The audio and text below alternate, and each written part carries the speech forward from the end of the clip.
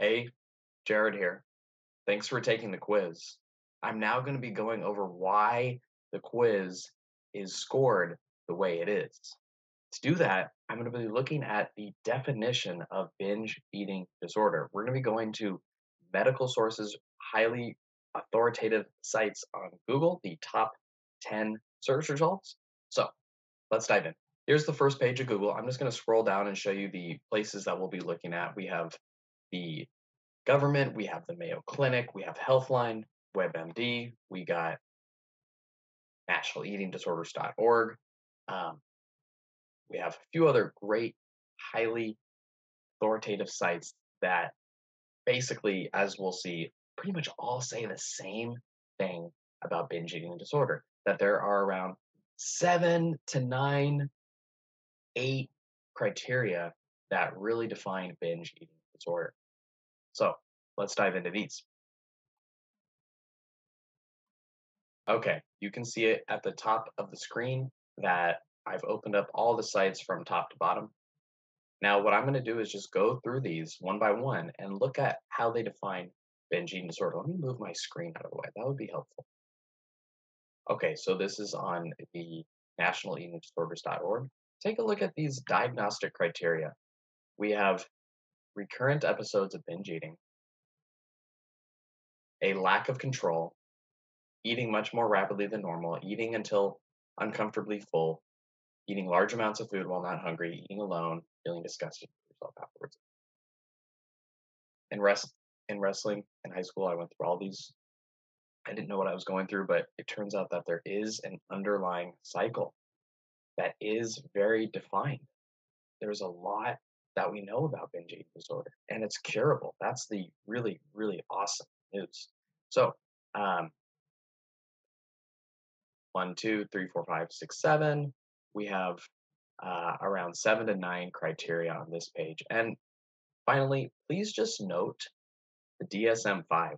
Um, the DSM-5 is the book that doctors use for insurance purposes. The DSM-5 defines all the medical, mental disorders, and it comes out like it gets updated once every 20 years. There's a lot of people involved in the making of these books that define um, binge eating disorder. And so that's kind of where this definition is coming from. Let's take a look at the other sources. Okay, so we have the National Eating Disorders Collaboration. Um, very similar definition here: regular episodes, guilt, loss of control. Um, let's go through all these. You're going to see the same basic definition. This is why the quiz you just took was out of 8 points. Um, instead of like 16 or 3 or 100, how am I coming up to 8 points? Right? So let's just look at this real quick because you might be wondering about like the diagnosis, right? So if you have all of these, there's no doubt you have binge eating disorder. This is the definition of binge eating disorder: eating a large amount of food, feeling that this eating behavior is out of control. If we throw in feelings of disgust, here's 7 points right here. If you get all 7, this is a hard truth to face. And remember, the intention is to just be aware. But uh, you have binge eating disorder. If you got 7 points, the 8th point would be coming from not purging, not throwing up afterwards. If you throw up afterwards, that's bulimia. Again, bulimia is curable as well, just like binge eating. I work at an eating disorder center. I I will say that anorexia is very tough. I do not work with anorexia because it's so tough. Um, but it's way tougher than bulimia and binge eating. Um,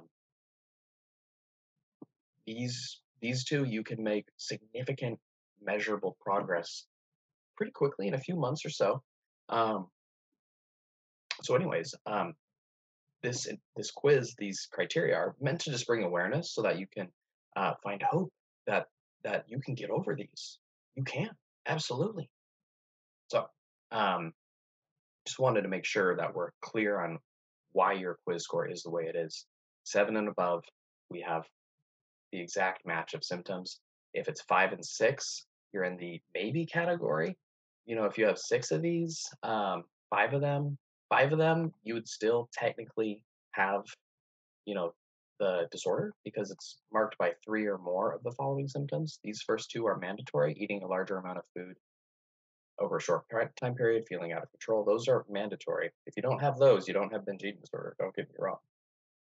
But if you got another 3 points, I say maybe on the quiz. You might have binge eating disorder because I don't know. This is a quiz. It's an online quiz, right? The Mayo Clinic, one of the best, most authoritative websites out there. Again, very, very, very simple. Uh, Similar definition. We have 1, 2, 3, 4, 5, 6, 7, 8. We have 8 points. I believe this is quiz that the source that I based the quiz off of. Um, so, and then